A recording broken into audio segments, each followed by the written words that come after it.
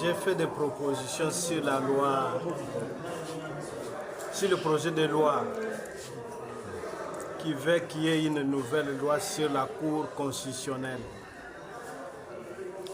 Et le député a proposé que pour être membre de la Cour constitutionnelle, il faudrait avoir une expérience et des connaissances.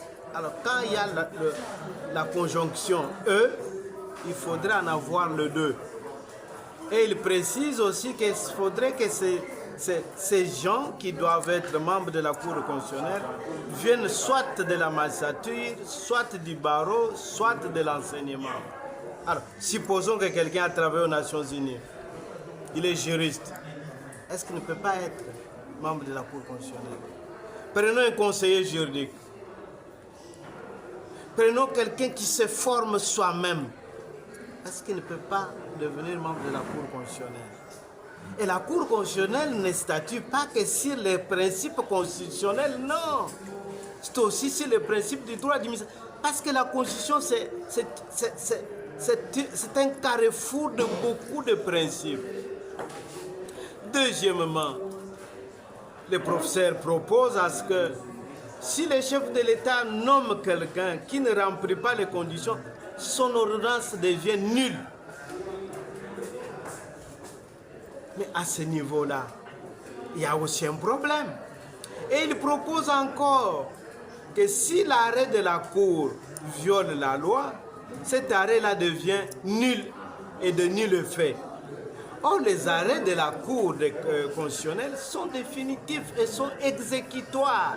Ça, ce sont les termes de la Constitution. Alors, comment la loi qu'il propose violerait encore la Constitution qu'il prétend soutenir?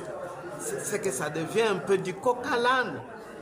Moi, je pense qu'il faudrait qu'on puisse y aller doucement pour que nous puissions proposer des lois qui sont dans l'intérêt de l'État et dans l'intérêt de la nation. Prenons que quelqu'un, nous sommes dans les cas dans le contexte des oppositions et autres, armées, non armées. La Cour l'arrêt. Et les opposants disent non, cet arrêt-là viole la Constitution. Alors, ils vont se fonder sur quelle décision? C'est sur le projet de loi qu'ils proposent pour créer des problèmes dans les pays. Ce qui revient à dire que nous devons rentrer dans les termes. Parce que le projet de loi qu'ils proposent, il ne détermine pas le nombre même d'articles. Parce que quand vous proposez une loi modifiant et complétant, il faut dire dans la loi que vous modifiez combien d'articles que vous proposez les modifications. Mais lui n'en démontre pas. C'est tout un livre.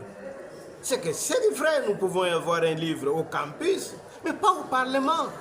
Je vous en remercie. C'est-à-dire que sa proposition de loi est